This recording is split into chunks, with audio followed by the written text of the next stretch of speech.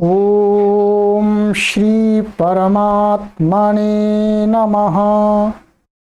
ओम श्री गुरुभ्यो नमः। ओम श्री ऋषिभ्यो नमः। ओम असतो मा सद्गमय तमसो मा ज्योतिर्गमय मृत्योर्मामृतंगमय। ओम शांति शांति शांति।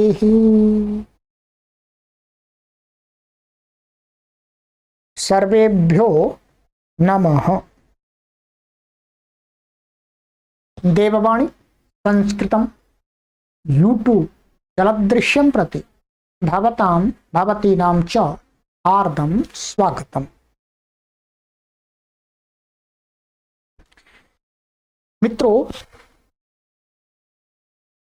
आज हम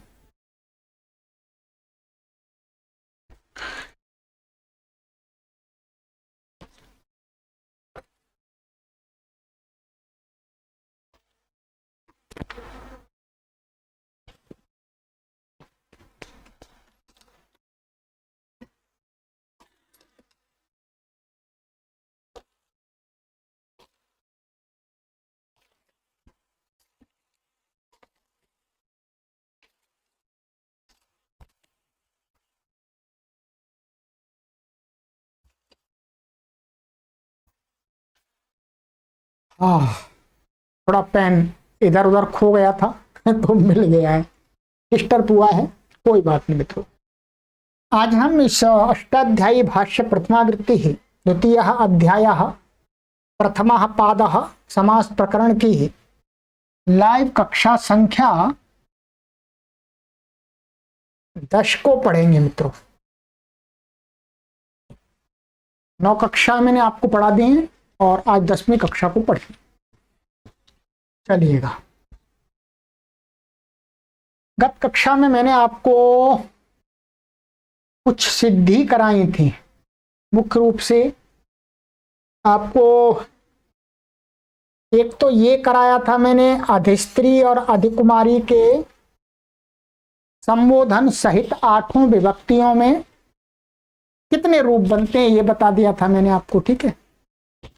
इसके अलावा मैंने आपको फिर इसकी समीप अर्थ में कुंभस्य समीपम उपकुंभम उपकूपम इसकी सिद्धि कराई थी, और इसके भी 8 विभक्तियों में कितने रूप बनते हैं ये मैंने आपको समझा दिया।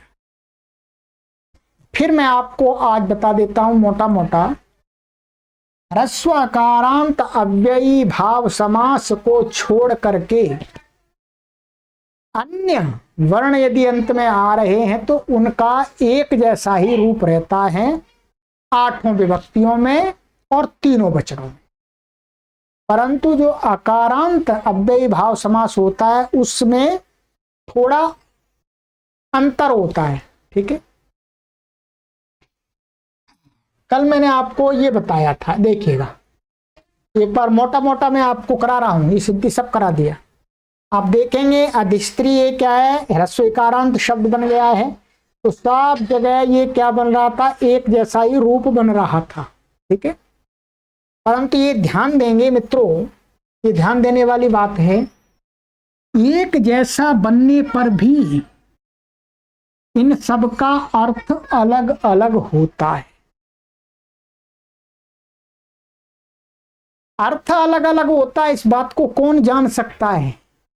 इस बात को हमारे पढ़ने वाले, व्याकरण को पढ़ने वाले वैयाकरण जान सकते हैं। सामान्य आदमी तो इस प्रकार से सोचेगा कि अरे ये तो सारे एक से ही है, सबका एक ही अर्थ होगा परंतु वैयाकरण जान लेता है कि किस प्रसंग में इस शब्द का क्या अर्थ होगा। प्रसंग के अकॉर्डिंग वो वहां पर विभक्ति की कल्पना करता है, वचन की कल्पना करता है। कल्पना का अर्थ है कपाल कल्पना, माने बुद्धि पूर्वक योजना करता है। ठीक है, तो व्याकरण इसीलिए पढ़ना चाहिए कि आप एक प्रकार के कई शब्दों के पृथक पृथक अर्थों को प्रसंगों के अनुसार जान सकें।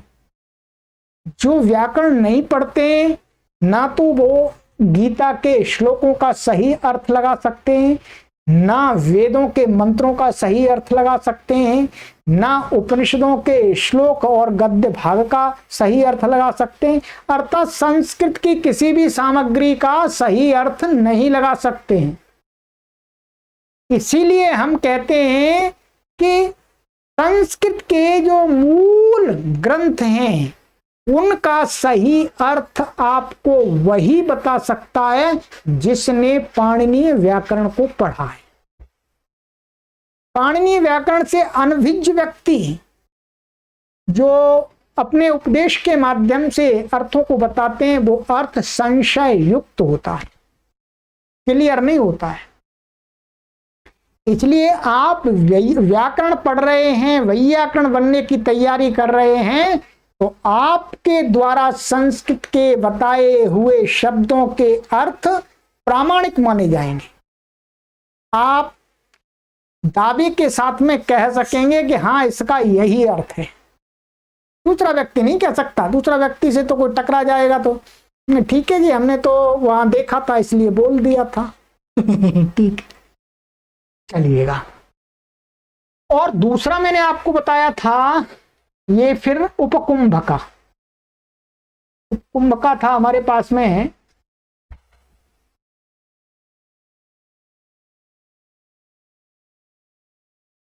ये मैंने वहां कल पिछली बार मैंने बोर्ड पर लिख के बताए थे, परंतु यहां पर मैंने आज चार्ट बना दिया है पूरा। ठीक है, इसमें क्या है, इसमें एक तो तृतीया विभक्ति में और पंचमी में और सप्तमी में थोड़े से अलग रूप भी होते हैं। पंचमी में तो बिल्कुल थोड़ा सा जैसा नपुंसक लिंग में गृहम आदि के समान होता है, जैसे उपकूपात उपकूपाभ्याम है, क्या उपकूपाभ्याम होगा। ठीक है, यहाँ छूट गई मात्रा। उपकूपेभ्यः बिल्कुल वैसा का वैसा ही होता है, सिद्धि भी मैंने आपको करा दी। ठीक है, और जो तृतीया है उसमें दो दो रूप बनते हैं, सप्तमी और तृतीया में। सप्तमी और तृतीया में दो दो रूप बनते हैं, एक सामान्य जैसे उपकूपम बनता है और बाकी का सारा रूप उपकूपम उपकूपम ऐसा ही बनता है। ठीक है, अब आपको आगे इसी प्रकार से बना लेने, जो ह्रस्वकारांत अव्ययी भाव समास होंगे उनके रूप आपको इस प्रकार से बनाने, और ह्रस्वकारांत से भिन्न वर्णांत वाले जो अव्ययी भाव समास होंगे उसके रूप एक बनेगा, वैसा ही सारे बनेंगे। ठीक है, चलिएगा। ये यहां तक बात आपकी क्लियर हो गई है, आप कोई विशेष नहीं है। अब हम चलते हैं आगे, चलिएगा। अब पढ़ेंगे, अब आपको सारी चीजें क्लियर जल्दी जल्दी होती जाएंगी। समीपम के बाद में हमारे पास में उदाहरण आता है समृद्धि। समृद्धि, ठीक है, समृद्धि का अर्थ है आप जानते हैं ऐश्वर्यता। ठीक है, तो सुमगधम सुभारतम, मगध देश वालों की समृद्धि और भारत लोगों की समृद्धि। भारत माने जो कौरव पांडव आदि वो भारत बोलते हैं। ठीक है, आइएगा अब आप इसमें देखते जाइएगा और फिर बाद में आप सब सिद्धि अपनी कॉपी पर जरूर नोट कर लीजिएगा। ठीक है, हल्की हल्की शॉर्टकट में। समृद्धि रिद्धेराधिक्यम, रिद्धे माने संपन्नता का की अधिकता, ऐश्वर्यता की अधिकता।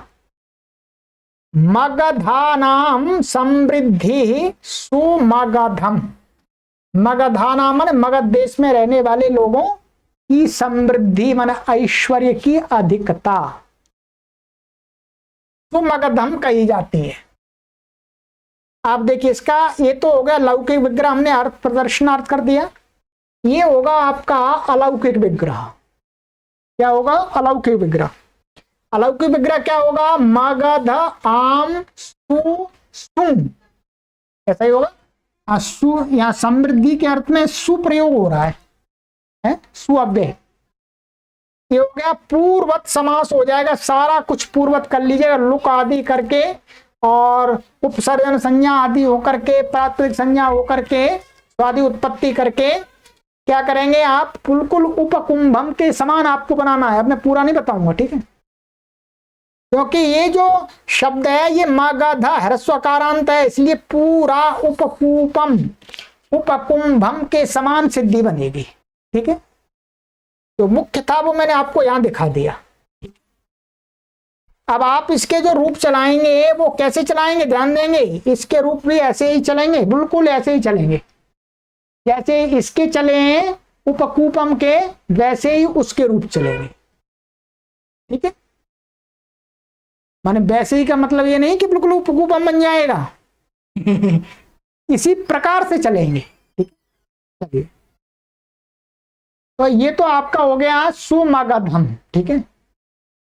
और सुभारतम, सुभारतम में भारतानाम समृद्धि सुभारतम, ठीक है।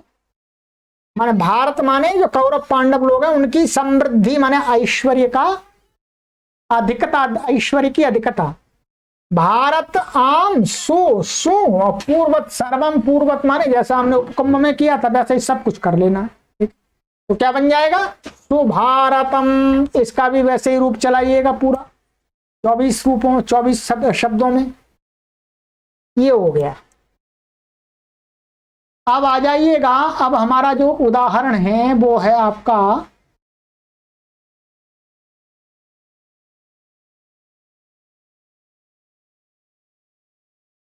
व्यर्धि है।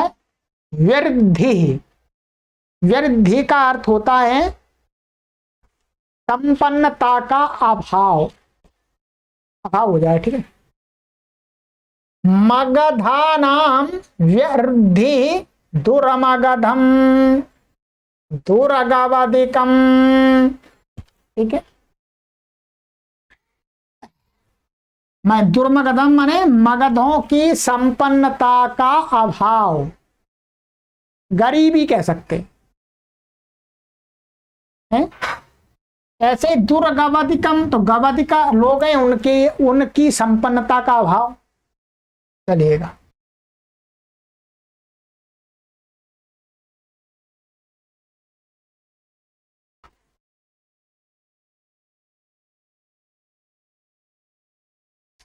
ये भी सरल है, ऐसा ही। व्यर्धि का अर्थ होता है रिद्धे है अभाव, रिद्धे माने संपन्नता ऐश्वर्य का अभाव। मगधानाम व्यर्धि दुर्मगधम, क्या होता है देखिएगा। अब आप ये कहेंगे पहले तो सुमगधम कह दिया, अब दुर्मगधम कह रहे हैं। मगधों को एक बार संपन्न ऐश्वर्य संपन्न बना दिया और एक बार, ऐसा नहीं है। हर जगह लोग कैसे होते हैं? कुछ गरीब होते हैं, कुछ अमीर होते हैं। मगर देश के लोग सारे ही तो अमीर नहीं है, कुछ गरीब भी हैं। तो गरीब को कहने के लिए दुर्मगधम और अमीर को कहने के लिए सुमगधम ठीक है, ऐसा है इसका। नहीं तो आप कहेंगे जो क्या उदाहरण दिए, एक बार गरीब बोल रहे हैं एक बार अमीर बोल रहे हैं, ये कैसे हो जाएगा? तो ऐसा नहीं है, हर प्रांत में होते हैं। अभी भी देख लीजिएगा, हर देश में होते हैं। कुछ गरीब होते हैं, कुछ अमीर होते हैं। ऐसे अमीर कम होते हैं, गरीब ज्यादा होते हैं, ऐसे प्राचीन काल में था। तो मगधानाम व्यर्धि दुर्मगधम, मगधों की संपन्नता का अभाव। तो मगध आम दुरसु, ये इसका अलौकिक विग्रह हो गया, ठीक है। पूर्वत समास कर लीजिएगा सारा ये सूत्र से, अव्ययम विभक्ति समृद्धि आदि से पूर्वत, और सारा कुछ होकर के क्या बन जाएगा? दुर्मगधम और उपकुंभम के समारूप चल जाएंगे। मगधों के ऐश्वर्य का अभाव, ठीक है, मगधों के ऐश्वर्य का अभाव। ऐसे ही बिल्कुल गवदिकानाम अभावः दुर्गवदिकम, गवदिकों के ऐश्वर्य का अभाव। गवदिकों का जो गवदिक देश है एक, उसमें रहने वाले लोग भी गवदिक कहे जाते हैं। प्राचीन काल में था, अब तो नहीं है। तो दुर्गवदिकम बिल्कुल यही है, दूर है। ठीक है, यहां पर आप इसका विग्रह कैसे करेंगे? इसका विग्रह आप ऐसे करेंगे, ये तो आप कर सकते हैं। गावा दे का और आम और दुर और सू, ऐसा होगा। ठीक, और पूर्व समास आदि कर दिए, सारा कुछ पूर्वत हो जाएगा उपकुंभम के समान। ठीक है, ये भी ह्रस्वकारांत शब्द है। चलिएगा, ये हो गया आपका क्लियर। आगे आ जाइए। आगे है आपका अर्थाभाव। अर्थाभाव माने वस्तु ना अभाव, वस्तु का अभाव, वस्तु की वस्तु का न होना। ठीक, मक्षिकाणाम अभाव निर्मक्षिकम माने मक्खियों का अभाव। अभी मैं समझा, निर्मशकम माने मच्छरों का अभाव। आइए, अर्थाभाव। अर्थाभाव का अर्थ होता है वस्तुनः अभाव, किसी वस्तु का, द्रव्य का अभाव मन न होना। मक्षिकाणाम अभावः निर्मक्षिकम, क्या? मक्षिकाणाम अभावः निर्मक्षिकम, मक्खियों के अभाव को कहना हो तो क्या बोलते हैं? निर्मक्षिकम। तो यहां पर मक्षिका, ये तो लौकिक विग्रह होगा। अलौकिक विग्रह क्या करेंगे? मक्षिका आम निर सु, माने अभाव अर्थ में यहां पर निर अव्यय का प्रयोग हो रहा है। इसका हो रहा है निर का। पूर्वत सारा समास हो जाएगा। अव्यय विभक्त समीप समृद्ध वृद्ध्यर्था भावा इत्यादि से।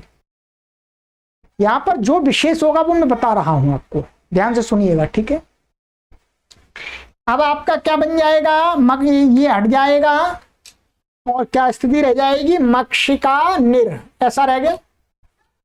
और प्रथमा निर्दिष्टम समास उपसर्जनम से निर की उपसर्जन संज्ञा हो जाएगी। उपसर्जनम पूर्वम से निर का पूर्व प्रयोग हो जाएगा। तो क्या बन जाएगा? निरमक्षिका। ठीक है, क्या बन गया जी? निरमक्षिका, ऐसा बन गया, निर्मक्षिका बन गया। अब यहां पर निर्मक्षिका, यहां कुछ विशेष करना है क्योंकि दीर्घ आकारांत शब्द है, ध्यान देंगे। ये ह्रस्व आकारांत नहीं है, ये कैसा है? दीर्घ आकारांत। तो इसमें एक दो सूत्र अधिक लगेंगे। तो निर्मक्षिका इसकी क्या है? अव्ययी भावश्च, जो मैंने बताया था दूसरे अध्याय के चौथे पाद का सूत्र है अव्ययी भावश्च। वो क्या करता है? वो अव्ययी भाव समास को नपुंसक लिंग करता है। यही पढ़ाया था आपको। और नपुंसक लिंग में वर्तमान जो प्रातिपदिक होता है उसको क्या है? ह्रस्वो नपुंसके प्रातिपदिकस्य, माने नपुंसक लिंग में वर्तमान प्रातिपदिक को ह्रस्व हो जाता है। अब ये क्या है? नपुंसक लिंग हो गया इससे, और इससे क्या हो गया? ह्रस्व हो गया। ह्रस्व कहां पर हो इसमें? ये नियम कौन करेगा? ये व्यवस्था कौन बनाएगा? तो इसके लिए फिर आपके पास में सूत्र है हलो अंत्यस्य, माने अंतिम हल को कोई कहा माने कहीं निश्चित ना, माने किसी वर्ण विशेष को न कहा हुआ कार्य कहाँ होता है? अंतिम वर्ण को होता है। बोलो कहाँ होता है? अंतिम वर्ण को होता है। तो अंतिम वर्ण कहां पर है? आ, अंतिम वर्ण है आ, तो आ को ह्रस्व हो जाएगा। ह्रस्व क्या होता है? ये आपने पढ़ ही लिया, ऊ कालो ह्रस्व दीर्घ प्लुता। एक मात्रिक वर्ण को क्या कहते हैं? ह्रस्व कहते हैं। तो ये द्विमात्रिक है तो उसको क्या हो गया? एक मात्रिक हो गया। और वो किसको होता है? ये किसकी संज्ञा? अचश्च। ये सारे आपको पढ़ाई दिए हैं। अब मैं आपको इनको ये सूत्र दिखा देता हूं। आवृत्ति हो जाएगी आपकी। ठीक है, चलिएगा देखिएगा, ये यहां स नपुंसकम, नपुंसक का अनुवृत्ति चलती है, अधिकार चलता है, और ये अव्ययी भावश्च है आपका। ये क्या कहता है, अव्ययी भाव समास नपुंसक लिंगो भवति। अव्ययी भाव समास क्या होता है, नपुंसक लिंग होता है। ठीक है, और फिर क्या है, ह्रस्वो नपुंसके प्रातिपदिकस्य, नपुंसक लिंगे अर्थे वर्तमानम यत प्रातिपदिकम तस्य ह्रस्वो भवति। नपुंसक लिंग में वर्तमान जो प्रातिपदिक है वो ह्रस्व हो जाता है, यही बताया था अभी। चलिएगा आगे चलते हैं। ह्रस्व क्या होता है ये आपने बहुत अच्छी प्रकार से पहले ही पढ़ लिया है, बहुत दिन पहले। ऊ कालो ह्रस्वादीर्घप्लुताः क्या, ये इसका अर्थ क्या था, ये यहाँ पर था, अर्थ कहाँ है इसका, ये है ऊ इत्येवं कालो यो अच्छा यथा संज्ञम ह्रस्व दीर्घ प्लुत संज्ञको भवति। तो एक मात्रिक वर्ण को ह्रस्व होता है, जितने समय में एक बार पलक झपके। और ये ह्रस्व क्या हो, ह्रस्व और प्लुत दीर्घ क्या किसको होते हैं, कहते हैं अचश्च। ये अच के धर्म है, व्यंजन के धर्म नहीं। अब पूरा आपको क्लियर कर दिया मैंने, तो पहले ही क्लियर है आपको सब कुछ, फिर भी मैं आपको बार बार बीच में स्मरण दिला देता हूं। चलिए, ये हो गया आपका। और एक सूत्र ये था अलोअंत्यस्य, षष्ठी निर्दिष्टस्य या आदेश उच्यते सो अंत्यस्यालः स्थाने भवति। षष्ठी से निर्दिष्ट जो आदेश होता है वो कहां पर होता है, अंतिम हल के स्थान में होता है। अब षष्ठी से निर्दिष्ट कैसे है वो देखिएगा, षष्ठी से निर्दिष्ट ऐसे है, यहां पर आपने ये देखा था, ये सूत्र है ना, ह्रस्वो नपुंसके प्रातिपदिकस्य, ये प्रातिपदिकस्य षष्ठी विभक्ति है, इसलिए षष्ठी से निर्दिष्ट माने प्रातिपदिक को कहा जा रहा है, तो वो कहां पर होगा, अंतिम हल को होगा उसको। षष्ठी निर्दिष्ट का अर्थ समझ में आ गया, वो तो पहले ही आ गया था आपको, बहुत दिन पहले, 1 वर्ष पहले। चलिएगा, ये हो गया। अब आपका ये बन गया ह्रस्व, ह्रस्व हो गया आपका। निरमक्ष कैसा बन गया, अब पूर्व स्वादि उत्पत्ति कर लीजिएगा, स्वादि उत्पत्ति हो जाएगी। और स्वादि उत्पत्ति अब सु को क्या हो जाएगा, नाव्ययी, नाव्ययी भाव दतोम तो पंचम्या से हम हो जाएगा, अमी पूर्वा से पूर्व रूप होकर के क्या बन गया, निर्मक्षिकम। जो विशेष था वो मैंने बता दिया आपको। निर्मक्षिकम, मक्खियों का अभाव। और यहां पर देखिएगा ये ऐसे निर्मशकम, निर्मशकम मशका नाम अभावः, निर्मशकम माने मच्छरों का अभाव। मशक आम निरसु, ठीक है, मशक आम निरसु, पूर्व समास आदि करके, और ऐसे ही ये सारे सूत्र लगेंगे। हाँ, इसमें ये वाले नहीं लगेंगे, ये तो केवल कुंभ, ये मशक ह्रस्व कारांत है, इसलिए इसमें नहीं लगेंगे। ये ह्रस्व नपुंसके प्रातिपदिकस्य अव्यय, ये नहीं इसमें लगेंगे, ठीक है, इसकी कोई आवश्यकता नहीं। तो ये तो उपकुंभ के समान बन जाएगा सु, और सु को हम हो जाएगा अमी पूर्वा लग करके निर्मशकम, ऐसा बन गया। ठीक है, आनंद आ गया। किसी भी विश्वविद्यालय में, किसी भी कॉलेज में, किसी भी गुरुकुल में इस प्रकार से टीचर लिख लिख करके सिद्धि नहीं कराते, अरे बोल करके भी नहीं कराते सिद्धि मित्रों। हम गुरुकुल में पढ़े, हमको मालूम है। और कुछ स्थानों में, थोड़े 2-4 संस्थानों में बोल करके बता देते हैं टीचर जी ऐसा ऐसा, बस मोटा मोटा। अरे तो आपको देववाणी संस्कृतम गुरुकुल में क्या मिल रहा है, एकदम लिखा हुआ मिल रहा है, रेडीमेड। चलिएगा, तो ये आपका क्या बन गया, निर्मशकम, मच्छरों का अभाव। अब आपको 2 चीज समझनी है, जो आपको समझ में आ जाए तो अच्छी बात है, नहीं समझ में आए तो कोई परेशानी नहीं है। ये विशेष बात आगे की है, काशिका की है, तो काशिका की बात अभी मैं संस्कार डाल रहा हूं आप में, ठीक है। तो आपको जब काशिका पढ़ेंगे तो आराम से समझ में आ जाए। देखिएगा, दो चीज थी हमारे पास में अभी। एक तो शब्द आया था व्यर्धी, क्या आया था? व्यर्धी। और एक आया था अर्थाभाव। अर्थाभाव के उदाहरण हमने अभी देखे हैं, निर्मक्षकम और निर्मशकम। और व्यर्धी के उदाहरण थे सुमगधम और दुर्गवधिकम। हाँ, वो दुर्मगधम और दुर्गवधिकम, ये उदाहरण थे। दोनों में यहां पर क्या था? वृद्धि का अभाव, और यहां पर क्या है? अर्थ का अभाव।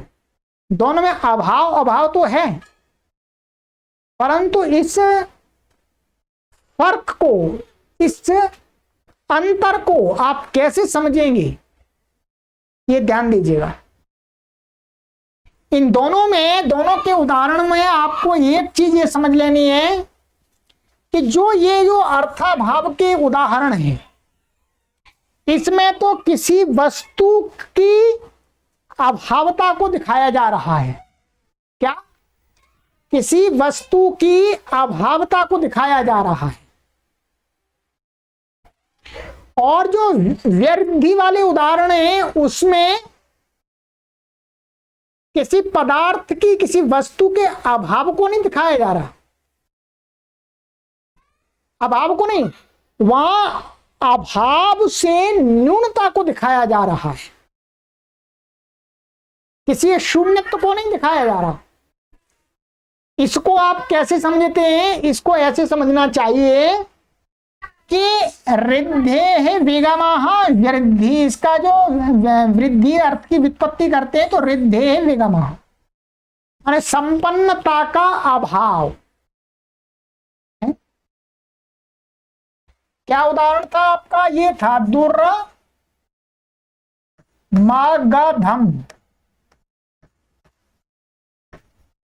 ये के ले लीजिए, दुर्मगधम। ये किसका है? ये अर्थाभाव, ये इसका है व्यर्धी का उदाहरण। क्या? व्यर्धी। मैं वृद्धि नहीं बोल रहा, व्यर्धी, ये भी आ रहा बीच में। यहां पर क्या है? मगध। मगध लोगों का अभाव नहीं है। क्या? मगध लोगों का अभाव नहीं प्रतीत हो रहा है। यहां क्या है? दुर माने उनकी संपन्नता का अभाव प्रतीत हो रहा है, ऐसा नहीं है। और ये जो उदाहरण है, इसमें क्या है? ये बाद वाला जो पद है, इसका जो अर्थ है उसका पूरी तरह से अभाव दिखाई दे रहा है। इसलिए उत्तर पदार्थ अभाव अर्थाभाव, ऐसी लक्षण निकाला है व्याकरणों ने कि जो अर्थाभाव के उदाहरण होते हैं उसमें क्या होता है? जो जिनका समास होता है उसमें जो उत्तर पद होता है उसके अर्थ का अभाव देखा जाता है, वहां समास होता है। तो इसलिए यहां पर निर्मशकम का अर्थ है मच्छरों का अभाव, माने मच्छर है ही नहीं है, इसके पदार्थ का, इस शब्द के अर्थ का अभाव कहा जा रहा है। और यहां पर दुर्मगधम में किसका अभाव कहा जा रहा है? अर्थात रिद्धि का, संपन्नता का। इस उत्तर पद का अर्थ का अभाव नहीं कहा जा रहा। ये व्यर्धी और अर्थाभाव के उदाहरणों में हमें भेद जानना है बस, ठीक है। कोई आपको पूछ सकता है इन दोनों में भेद क्या है, तो आप अटके नहीं, आप रुके नहीं, आप आगे ही आगे बताते जाएं जी ये भेद है। मैंने भेद बता दिया आपको, ठीक है। तो सीधा है, ये हो गया आपका। चलिए अब आगे चलते हैं। आगे है हमारा, ये हो गया अर्थाभाव के हो गए। अब उदाहरण है हमारे अत्यय। अत्यय माने अतीतानि हिमानि निर्हिमम और निश्चितम। आइएगा, अत्यय, अत्यय का अर्थ होता भूतत्वम या अतिक्रमः। भूतत्वम माने बीत गया, अब नहीं निकल गया। अतिक्रमा माने वही अतिक्रमण हो गया, निकल गया, उल्लंघन हो गया। अतीतानि हिमानि निर्हिमम, निर्हिमम इसका विग्रह हो गया निर सु और हिम जस। ये ध्यान देंगे, जो अव्यय होते हैं उससे हमेशा सु ही आना है, चाहे बेशक यहां बहुवचन में ये तो अतीतानि, ये अव्यय नहीं है। अतीत के अर्थ में यहां पर निरअव्यय का प्रयोग कर रहे हैं, तो जो अव्यय लाते हैं उनके साथ सु का प्रयोग होता है। तो निरसु हेम जस, ठीक है, यहां पर निर पहले ही रखा जाएगा अपने आप ही, ठीक है। तो निर्जसी पूर्वत सर्वम, पूर्व सारा हो जाएगा। अब ध्यान रखेंगे ये बेशक पूर्व में है, फिर भी इसमें उपसर्जनम पूर्वम लगेगा। क्या लगेगा? उपसर्जनम पूर्वम लगेगा। वो इसको और पक्का करेगा कि ये यही रहता है, उपसर्जन संज्ञा होगी इसकी और ये पूर्व में ही रहेगा, बाद में कोई नहीं ला सकता है, ये वो बाद में पक्का करेगा। बेशक वैसे पहले है तो भी वो लगेगा, लगाना है आपको। प्रथमा निर्दिष्टम समास उपसर्जनम, उपसर्जनम पूर्वम, ध्यान दीजिएगा। तो सारी सिद्धि कर लीजिएगा। ये बन गया पूर्वत सर्वम, निरहिमम बन जाएगा, ये लोपा, ये अकारांत है, उपकुंभम के समान इसके भी रूप चल जाएंगे। चलिए और आइएगा, अतीतम शीतम निशीतम माने शीत ठंडी निकल गई है, तो निर सु शीत सु, ठीक है। पूर्वत समास सब कुछ कर लीजिएगा, निर्शीत बन जाता है ऐसा, ठीक है। यहां पर ये जो निर का र है इसको विसर्ग हो जाता है। विसर्ग कैसे हो जाता है बस इतना विशेष है, खरवसान योर विसर्जनीय, माने रेफ को क्या हो जाता है, खर के परे रहते हैं, विसर्ग हो जाता है। तो ये खर है श, इसलिए इसको क्या हो गया, विसर्ग हो गया है, ठीक है। और फिर विसर्ग हो गया,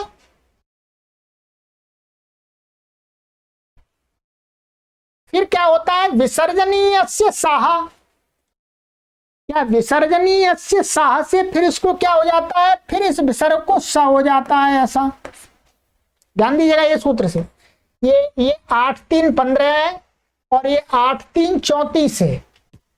विसर्जनीय से साह से इसको विसर्ग हो गया, परंतु उसका विकल्प करता है वाशरी 8-3-36। ये कहता है कि विसर्ग को, इस विसर्ग को सब प्राप्त था, परंतु शर प्रत्याहार का कोई वर्ण बाद में है तो उसको विकल्प से विसर्ग होता है,